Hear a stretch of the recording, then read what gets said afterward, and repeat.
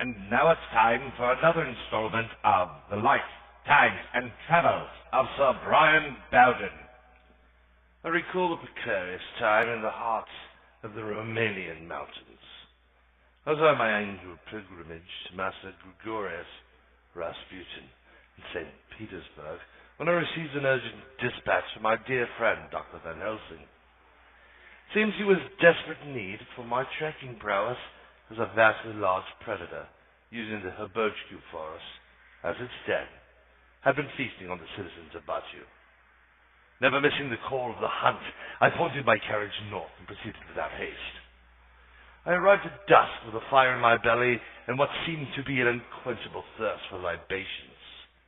I tracked the aroma of fresh venison through the darkened alley to the golden light of the Cock and Bulls. Your typical den brimming with the dregs of society and their whores. Upon entering, I was immediately greeted by my choice of mistress. I reeled away to the nearest table, lit by the years of candles and wishes long lost to the seas of time. Before I could rest my bones, there became a familiar cry separated by leagues of distance. "Lang may ye league reek," to which I replied, "Your best venison and a whiskey." Aye, I couldn't resist the challenge of the puzzle, and so I requested an explanation. "What's ye far from the highlands in such a den of disparities? Dinna mair for money, Monte Michaelmax a muckle. We're Jock and Thompson brands." "True," I said, "we are all God's children, seeking more wealth and companionship, even if we are shackled for life." I replied with a resounding aye. I feasted in the flesh with an unholy enjoyment of the sacrament. As I lit my Cavendish at perfect end to such a feast, the terror of the evening had begun. Like cannon blasts, the cries of fear rose up and filled the din. I quickly turned to view the courtyard, and in the shadows of the moon on high, man, woman, child, running and screaming in pure terror from the hound from hell. Without haste, I took leave of my carriage, as I had entered with only a burqa, and needed my trusty companion, Sir Gibbs, .505. Dashing through the alley, I tripped over an object which lay across my path. Upon getting settled, I took hold of the perpetrator of pain and spied the severed head of the young whore who called the alley a home.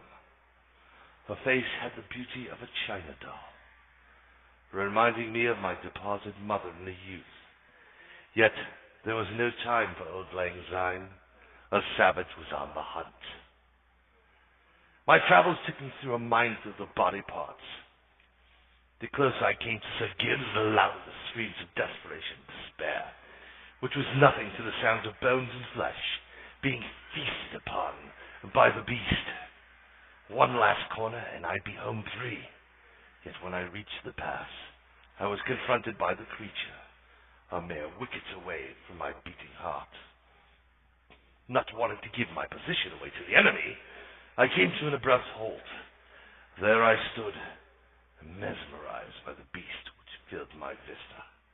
Its stature matched Admiral Nelson and was surely 60 stone. The muscular mass moved in rhythm like the royal guard, and its teeth, scissors of perfection, with precision and purpose, made a swift task of the hunt. Its prey, a man of short stature, but very well endowed, gyrated with every taste.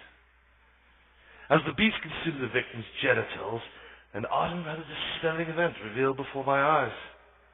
The well-endowed penis of the man popped into midair and caught the attention of the creature, who followed it to the ground.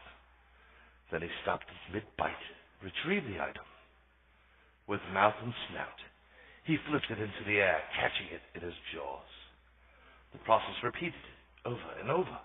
It seemed the perfect distraction to allow for my union with Sir Gibbs. Without haste, I inched closer and closer to my caravan. Every step seemed a marathon, yet I knew that my soul being in jeopardy, it was my impetus to get to Sir Gibbs. As I took the arm's length gate to salvation, the creature flipped the penis into the air. And then it happened. My foot caught squarely in an exposed femur, and as my weight came down, it popped as loud as a cannon. In the same instance, its mainly muse had come to fall at my feet. The distracted beast spun around and landed me a yard at my stand. The yellow of its eyes was unnerving. Its fangs slowly were revealed, as the loudest growl I've ever heard rang out like the bells of Notre Dame. The beast on its haunch slowly made its way in my direction. I was exposed, and my time had run its course. So it has come to this. Time to meet my maker or make my stand. And I chose the latter. In an instant, I bent to pick up the penis and started waggling it in the air, giving the full attention of the murderous monster. With my skill as an upperclassman bowler, I threw the manhunt as far as the murder's wide. The beast began the pursuit, giving me mere seconds to Sir Gibbs.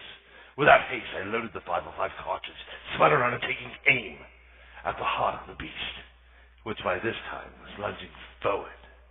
And with the force of an entire regiment, I hit squarely on point. The beast flew back, tumbling over and over, while I reloaded. Without fear, I ran forward on the hunt, placing the barrel into the beast's mouth. I committed the last rites. The rain of brain mat and blood painted the side of the chapel as the beast met its maker.